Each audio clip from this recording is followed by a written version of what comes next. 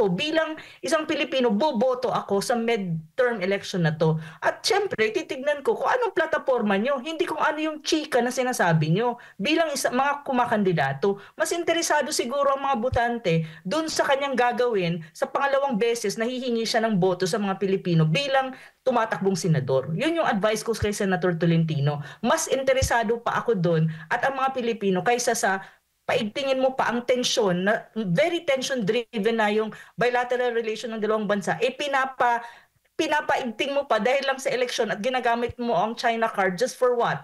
For you to be what? Para lang magkaroon ng traction at saka tingin mo iboboto ka ng mga tao by using the China card. Not every Filipino, hindi naman mga bobong mga Pilipino, alam nila kung ano nangyayari sa Pilipinas at ano ang totoo. So yun lang ang advice ko kay Senator Tolentino. Boboto pa kapag nakita ko or nakita namin kung ano ang yung mga plataforma. Katulad ni Pastor Kibuloy. Makikita mo si Pastor Kibuloy kumakandidatong senador. Naninira ba si Pastor Kibuloy sa mga ibang tao or sa ibang bansa? No.